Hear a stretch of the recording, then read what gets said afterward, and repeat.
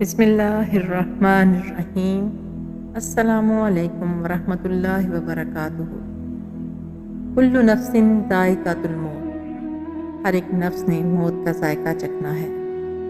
حضرت عمر رضی اللہ تعالیٰ عنہ نے ایک دن حضرت کعب رضی اللہ تعالیٰ عنہ سے فرمایا، اے کعب، موت کی سختی کے بارے میں ہمیں کچھ بتا دو۔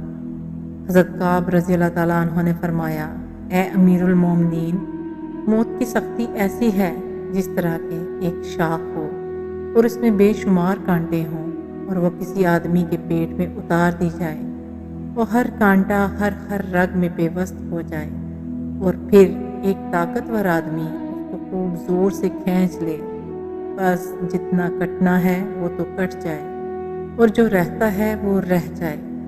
جھانکنی کی تکلیف اور سکرات الموت تو بہت ہی زیادہ خطرناک و خوفناک چیز ہے۔ اگر ایک مجاہد کو فی سبیل اللہ میں موت آتی ہے تو وہ جھانکنی کی تکلیف سے محفوظ رہتا ہے۔ اگر جہاد میں فرض کر لو اور کوئی فائدہ نہ ہو تو صرف جان کی اور سکرات الموت کی تکلیف سے محفوظ رہنا بھی بہت بڑا فائدہ ہے، اور آخرت کے فوائد تو حساب سے زیادہ ہیں۔ موت کی سختیوں سے متعلق ابن نحاس رضی اللہ تعالیٰ عنہ نے لکھا ہے کہ حضرت جابر رضی اللہ تعالیٰ عنہ سے روایت ہے کہ نبی کریم صلی اللہ علیہ وآلہ وسلم نے بنی اسرائیل کا ایک قصہ ایک دفعہ بیان کرتے ہوئے فرمایا کہ بنی اسرائیل کی ایک جماعت ایک دفعہ نکل کر قبرستان پہنچ گئی تو وہ آپس میں کہنے لگے کہ آؤ 2 رکعت نماز پڑھتے ہیں اور پھر دعا مانگتے ہیں، ہو سکتا ہے اللہ تعالیٰ بعض مردوں کو زندہ فرما دے تو وہ ہمیں موت کی سختیوں کے متعلق کچھ بتا دیں گے۔ چنانچہ انہوں نے ایسا ہی کیا تو اچانک ایک آدمی اپنی قبر سے باہر آ گیا جس کے سر کے بال سیاہ تھے مگر دونوں آنکھوں کے درمیان پیشانی کے تھوڑے سے بال سفید تھے۔ وہ زندہ ہوتے ہوئے ہی کہنے لگا، اے لوگو، تم نے مجھ سے کیا ارادہ کیا ہے؟ میں 100 سال سے مر چکا ہوں لیکن اب تک موت اور جھانکنی کی تکلیف شدت سے محسوس کر رہا ہوں۔ اللہ تعالیٰ سے دعا کرو کہ میں پھر سے قبر میں چلا جاؤں، یعنی دوبارہ موت چکھنے کی نوبت نہ آئے۔ نبی کریم صلی اللہ علیہ وآلہ وسلم نے فرمایا، اگر بال برابر موت کے درد کو زمین و آسمان پر رکھ دیا جائے تو سب کے سب مر جائیں گے۔ حضرت علی رضی اللہ تعالیٰ عنہ میدان جنگ کی ترغیب دیتے تو فرماتے کہ اگر لڑو گے نہیں تو جہاد کے علاوہ موت آ جائے گی۔ اس ذات کی قسم جس کے قبضہ قدرت میں میری جان ہے کہ تلوار سے 1000 وار کھا کر زخمی ہو جانا زیادہ آسان ہے اس تکلیف سے کہ کسی کو موت بستر پر آ جائے۔ اسی طرح نبی کریم صلی اللہ علیہ وآلہ وسلم سے ایک روایت ہے کہ آپ صلی اللہ علیہ وآلہ وسلم نے فرمایا، قسم باخدا کہ ملک الموت کا دیکھنا 1000 بار تلوار کے مارنے سے زیادہ سخت ہے۔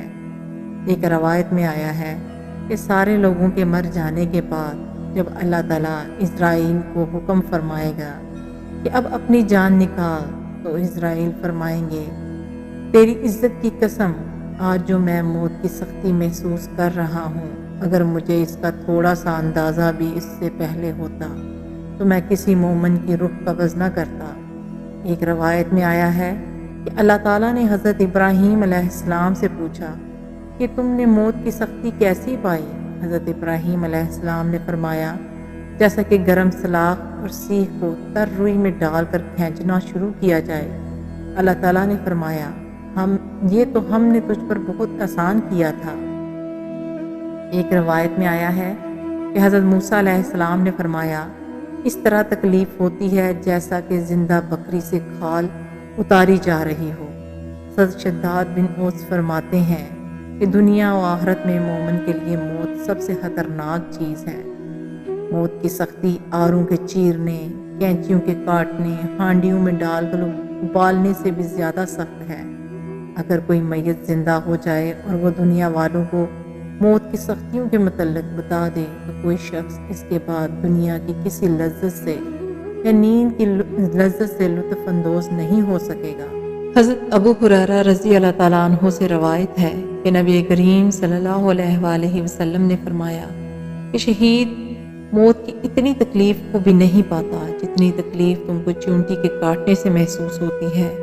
حضرت عبداللہ بن عمر رضی اللہ تعالیٰ عنہ سے روایت ہے کہ نبی کریم صلی اللہ علیہ وآلہ وسلم نے فرمایا کہ موت کی اتنی بڑی تکلیف ہے جو 10 لاکھ تلواریں مارنے سے اور اتنے پہاڑ کسی کے سر پر رکھنے سے بھی زیادہ ہے، مگر یہ تکلیف شہید پر بچھو کے کاٹنے سے بھی زیادہ آسان ہوتی ہے۔